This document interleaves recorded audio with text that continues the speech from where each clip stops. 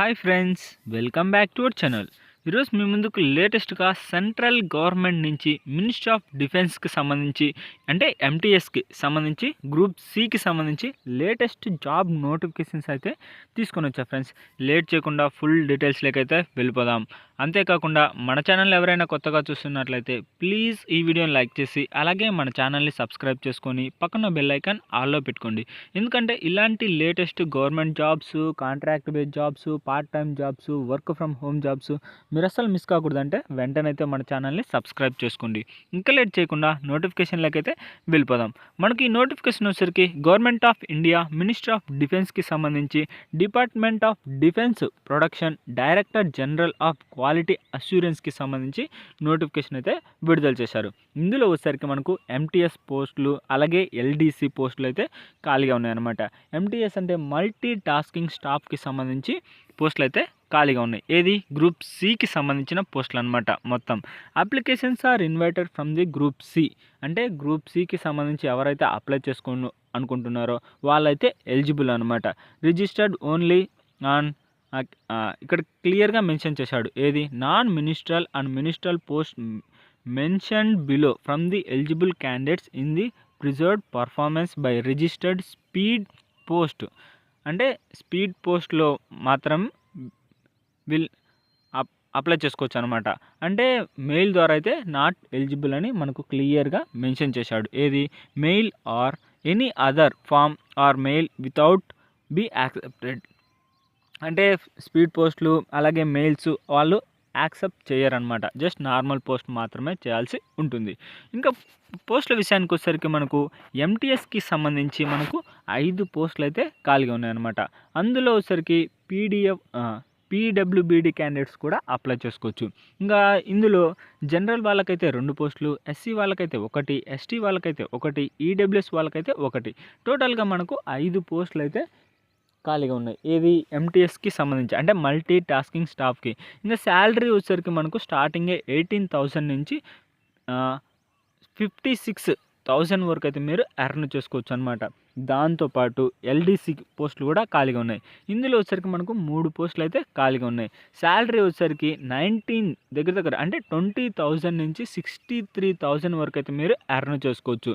ఏది ఇందులో 3 పోస్టులు ఉన్నాయి. జనరల్ వాళ్ళకి 2 అలాగే ఈడబ్ల్యూఎస్ వాళ్ళకైతే 1 అలాగే సూపరింటెండెంట్కి సంబంధించి అంటే స్టోర్స్ కీపర్కి సంబంధించి మనకు 1 పోస్ట్ అయితే ఖాళీగా ఉందన్నమాట. దీనికి స్టార్టింగే 25,000 నుంచి 81,000 వరకు అయితే మీరు ఎర్న్ చేసుకోవచ్చు. ఇంకా దీనికి సంబంధించి ఎడ్యుకేషన్ క్వాలిఫికేషన్స్, ఏజ్ లిమిట్ ఇలాంటివన్నీ అయితే తెలుసుకుందాం. ఫస్ట్ ఆఫ్ ఆల్ మనకు దీనికి సంబంధించి మినిమం ఏజ్ రిలాక్సేషన్ కూడా ఉంటుంది.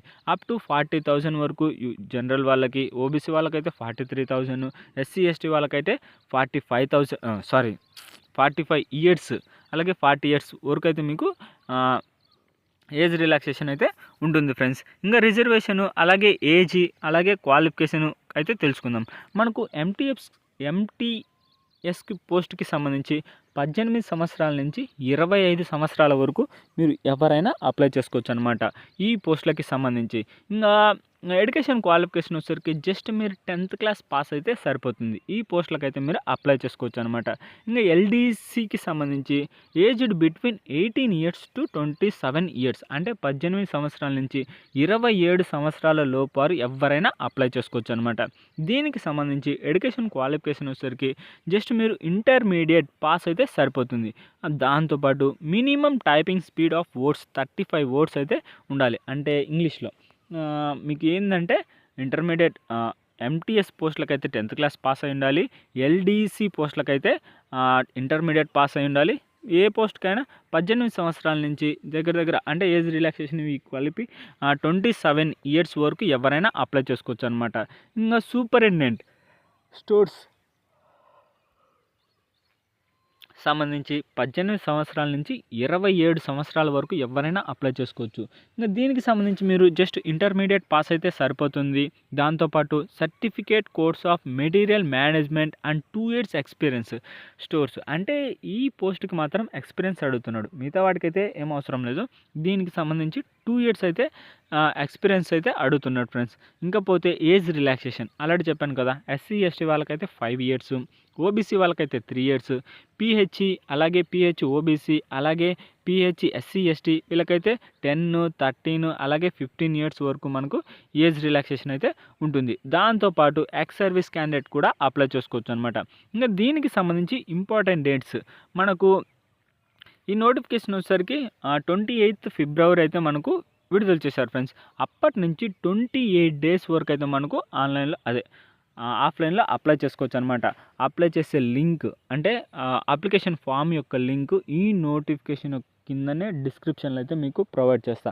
ఖచ్చితంగా అయితే అప్లై చేయడానికి అయితే ట్రై చేయండి ఫ్రెండ్స్. ఎందుకంటే మనకు ఇలాంటి గవర్నమెంట్ జాబ్స్ అయితే అస్సలు మిస్ చేసుకోకూడదు అనమాట.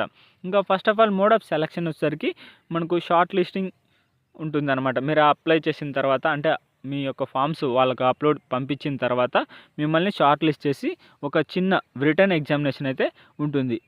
ఎగ్జామినేషన్ సిలబస్ కూడా మనకు క్లియర్గా అయితే నోటిఫికేషన్లోనే మెన్షన్ చేశాడు ఫ్రెండ్స్. మీకు ఏమైనా డౌట్ ఉంటే నోటిఫికేషన్ యొక్క లింక్ ఈ వీడియో కిందనే ప్రొవైడ్ చేస్తాం.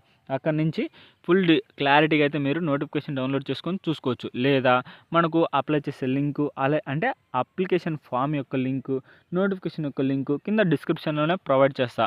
అలాగే మీకు ఏమైనా డౌట్ ఉంటే కింద కామెంట్ బాక్స్లో అడగండి, మీకైతే వెంటనే అయితే రిప్లై ఇస్తా. ఇది గైస్ నోటిఫికేషన్ యొక్క ఫుల్ డీటెయిల్స్ అయితే.